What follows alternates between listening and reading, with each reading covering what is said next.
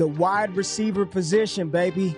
Opportunity utilization. We see it all over the timeline, all over the TV screens, the route running savants, the players that are earning the targets on their team, the players that when they get the ball, they can do something special after the catch, and the catch that can score you 6 at any given moment. Yes, utilization and opportunity is what we are chasing in fantasy football. And you came to the place that's got the best damn visualization tool out there to help you see how the stuff that these guys are doing on a week in and week out basis is translating to fantasy success. Yes, I'm talking about Trinity. You got to trust it, baby. And heading into week 5, we already got a little taste of how that opportunity and that utilization plays out in that Atlanta Falcons and Tampa Bay Buccaneers matchup. We're going to talk about Darnell Mooney, talk about Chris Olave, George Pickens, and I really want to hone in on that Carolina Panthers situation. Y'all know what it is, baby. Opportunity utilization. You got to trust it. Trinity Talk. Let's get it.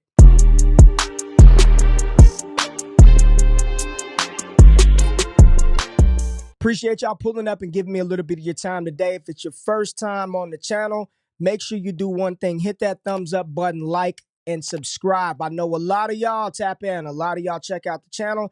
And I appreciate those of y'all that show love. But if you're here, help an independent content creator grow. I see you over there. Hit that thumbs up button and subscribe for all the dope free content that we put out on this channel. Now, opportunity and utilization. Yes, you got to trust it. Let's head over to ddfantasyfootball.com, pull up the Trinity tracker, and talk about it. 5 players that we discussed last week, and I really think it was 6. I think I talked a little bit about Amari Cooper, so I just put them up on the screen. Let's just see what they did. Week 4. We know we're going into week 5. Talked about not being concerned about George Pickens. And in week 4, the utilization was outstanding. 9.45, one of the best utilization scores on the week. However, he still performed below expectation based on that type of historical usage. So George Pickens continuing to get used down the field, continuing to be the only target in town. This week versus Dallas, I am going to continue to trust the Trinity and trust George Pickens. Like what Fields is doing. I mean, this is an insanely high usage score. And remember, this is tracking not Pickens' usage in New Orleans with Chris Olave or how he was used versus how Amari Cooper was used, but this is his share of usage in his isolated offense. And I think that's very important to remember as you use this and we work through these players and how to use this tool. Chris Olave, I told you guys after week 3, I'm not worried about it. Trust the usage. I believe things will start to shake out between he and Rashid Shaheed, and Chris Olave, 8.04, great score, and he scored us 16 fantasy points in that matchup. Good stuff. Worked out well. I said I wasn't worried about Brandon Ayuk. No way am I concerned. And he went out there in week 4 and again was out-earned by Juwan Jennings and Deebo Samuel return. I am a little worried about Ayuk at this point. It is very clear whether we like him or not. Juwan Jennings is a big part of that San Francisco offense. This is where Brandon Ayuk has lived all season. He's inside of that threshold, that range where you really want the wide receivers. He's still usable. He's still being used in this offense, but there is some separation right now between he and Deebo Samuel and Juwan Jennings. I don't think this is where Brandon Ayuk is going to live for the entirety of the season, but long gone are the days of me wishing and hoping he's a top 12 wide receiver. Think his usage is like wide receiver 3 range, right? What this is saying. If you got to play him, fine, but there are probably other options that are better. I think I talked about Amari Cooper, and it did not work out for any of the Cleveland Brown pass catchers. Usage was there, but this is another good case that even though he's been utilized in the areas that should traditionally and historically score fantasy points, there's something going on with the offense, and we know the quarterback drives efficiency, and Deshaun Watson has been wildly inefficient, even though they're throwing the ball at a higher rate over expected than any other team in the league. This is just a bad offensive situation. Watson's got to play better for anybody to be good right now. In Cleveland, Darnell Mooney, let's save him for a second because what we talked about after week 3 with Chicago Bears rookie wide receiver Rome Odunze, it happened. I said I was very fearful that Keenan Allen would go into the mix and it would just stop all the progress that we started to see from Odunze. Keenan Allen was back. Odunze did nothing. I think he had 1 catch for 10 yards or 2 catches for 10 yards. The Bears offense couldn't do much, but Rome Odunze was clearly pushed to the back of the pecking order as they rode DeAndre Swift, and Keenan Allen was back in the mix. I liked what was happening, but we kind of called it that with Keenan Allen back in the mix, it's probably going to really hurt Roma Odunze and them pulling back on Caleb Williams throwing the ball. And finally, a player that we saw play on Thursday night, Darnell Mooney. So let's think about this. Let's think about what happened. Going in to week 4, the last time I was on here talking about usage, Darnell Mooney was suiting up for that matchup, whoever they played before the Thursday night game. And he went out there and he was utilized just around the same amount as Drake London. So let's do this. Let's get all these guys off the board and zone in on this and tell you this is why you continue to use this tool and you rock with it and you trust it. So after week 4, there was a clear delineation between Drake London and Darnell Mooney. They separated themselves a little bit from one another. They had been pretty tight going into week 4. So just wind the clock back to week 3 with these guys. And this is after week 3. There's Drake London, 8.83, 18.7 fantasy points. Darnell Mooney, 8.21. Below the line, we know that there's some more room for some points. So they were pretty tight after week 3. We go into week 4, hoping to see a little more of a split, and then boom, we get it. And I talked about this on the last show. Drake London clearly asserted himself as the primary in this offense, but Darnell Mooney still highly involved with almost a 7 Trinity score, only got us 8.6 fantasy points. But what I talked about in that video was it's very likely that based on how these two have flip-flopped all season, they will both continue to be heavily involved in the offense, and I wouldn't be shocked if there was a week where Mooney was the primary and Drake London was the secondary option. Well, we go to Thursday Night Football, and both of those guys were absolute studs, right? Darnell Mooney was a monster. So week 4, he went out there 3 for 56. Drake London had 6 for 64. So even though London was fed a little bit more going into week 4, they scored roughly around the same points because Darnell Mooney gets downfield targets. He gets stuff down the field. And then, like I said, going into last night's game, after the Thursday Night Football game, Darnell Mooney, 9 receptions, 105 yards, 2 touchdowns. Drake London had over 150 yards. He scored a touchdown. Both of those guys were blow-up spots. When the quarterback hit an efficient level, Kirk Cousins, even after week 4, as much usage as these two got, still below where historically players that are being utilized that much should score. All this told me was, man, if Kirk Cousins can have a game based on how these two are being used in this offense, there could be some big blow-up weeks. We get to Thursday Night Football, and both of those guys absolutely smash for you, and both of those players are probably going to end up as wide receiver 1s on the week. So this is how you just, when you see stuff like this where players are constantly involved in the offense, high usage and utilization doesn't always mean high fantasy points immediately following. But if there's an environment where there's going to be points scored, it's going to go to the players that the coaches continue to use. You see what I'm saying? It's simple. We make it very easy. We make it very simple. Now, one of the best use case examples of this tool and how offensive environment can really impact and change a wide receiver outlook, look no further than the Carolina Panthers. And we're going to pull it up and talk about Carolina. And we're going to walk through this together because it's a very good example of how things can change, and you should trust the usage and the points will follow. So we're looking at the Carolina Panthers pass catchers weeks 1 through 4 of the season and just seeing where they plot out on the table. Deontay Johnson leads the way, 7.39 score. Very good. 7.5 and above. That is wide receiver 1, high-end wide receiver 1 type usage, scoring as close to 14 fantasy points per game, followed by Adam Thielen, 6.24. And remember, the tool does not hurt you or ding you for missing games. It only accounts for what the coaching staff asks you to do when you're on the field. And when Thielen is on the field, he's asked to do wide receiver 2 type shit. That makes about sense. That sounds like what Adam Thielen is for this team at this stage of his career. You follow that up by Xavier Legette, the first-round pick rookie wide receiver out of South Carolina. We'll talk more about him in a second. Tight end, Tommy Tremble, and then that's probably John Mingo right there. So that's the whole look of the Carolina Panthers for the whole season. But we know there's literally been 2 halves to the Panthers season. So let's take a look at weeks 1 and 2 for Carolina. Look at this. 1 and 2. Without me hovering over a name, you can just look at these dots. And what do you see? What do you tell yourself? Man, everybody below the line. That's obviously not good. That should tell you that something about this offensive environment, probably the damn quarterback and offensive coordinator not on the same page, or QB not good. Something isn't even allowing these guys to hit average level based on what they're asked to do. Not even the back end guys. Nobody is even performing at a median level at scoring fantasy points. Second thing is, damn, no one's even being used at a comfortable range to deploy as a wide receiver one. And why on earth would I even want to throw you in as a 3 or a flex when you can't even score me middle of the road type points? And we know this is with Bryce Young. So who do we have here? Tommy Tremble leading the way. That's a problem. When Tommy Tremble is being utilized more than your wide receivers, that's an issue.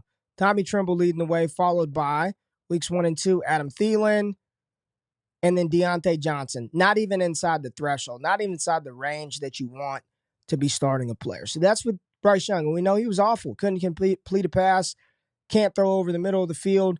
Let's change the offensive environment and watch the usage flip. Boom, the chart completely flips. The chart completely flips without me hovering my mouse over anything. What do you notice about this versus the last chart? What do you notice about this subset versus the last subset? 1 and 2, 3 and 4. Man, first and foremost, who the hell is at the far right? Got somebody right there in that middle of that wide receiver 2, wide receiver 1 type usage and hovering on the line. I like it. And there's another player, a third player, creeping up to that wide receiver 2 range. I love it.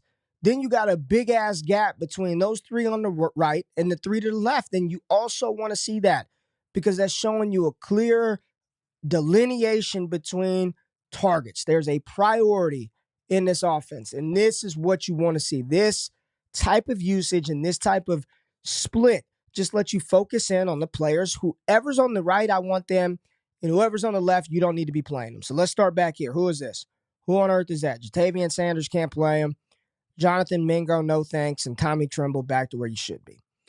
So you work your way to the top. You know it is Deontay Johnson. 9.48 score, giving us close to 24 points a game over the last 2 weeks with Andy Dalton.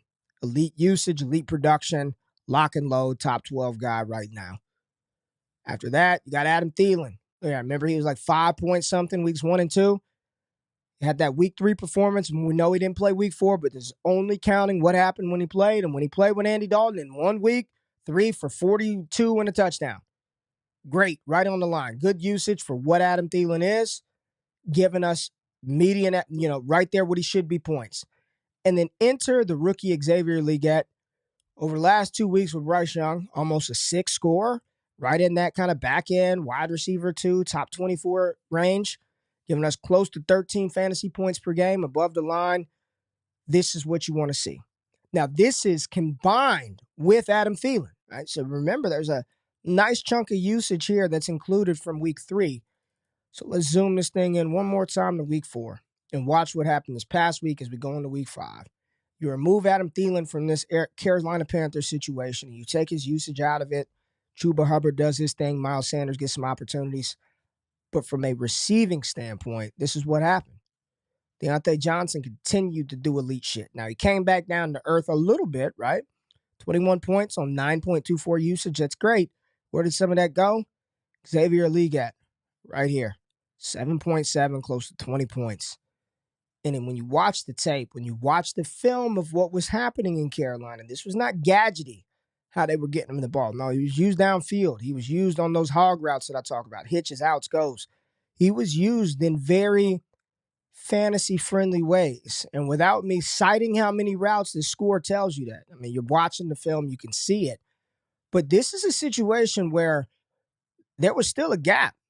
There was no third option. Mingo's still back there. Jatavian Sanders back here. It was Xavier Legette. It was Deontay Johnson. And when you see stuff like this, at this point, 4 weeks in, Carolina's not changing what they do and who they are. I would bet that going into week 5 and beyond, it's going to be a lot of Deontay Johnson and Xavier Legette. So I ranked him on my show with Josh Norris on Josh and Hayden's fantasy channel. I'm getting to fill in with him over there doing some stuff with Underdog, supporting those guys. I talked about Legette being inside of my top 36 this week. I think he is a fine play, nice little flex option. I like what Andy Dalton is doing, and it just shows you that when you look at the Panthers as a whole, as a collective, you look at their scores, you look at where they rank, and it's not overly great. Deontay looks good, but 13 points per game doesn't look great. Xavier Legette, 4.57. That score is not great, 8.2. But it's factoring in some really nasty weeks. So when you use this tool, really make sure you segment this thing out, because if you look at the weeks and the splits when Dalton was on the field, Deontay Johnson producing that an elite clip, probably top 3 in the league, top 4 as far as usage for their team. And then Legette right there at the 6, getting you close to 13 fantasy points.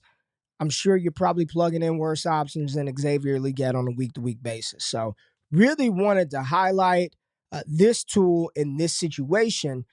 And I'll pull one more up because a lot of people are getting excited about it, and the matchup is fantastic. So let's take a look at Green Bay.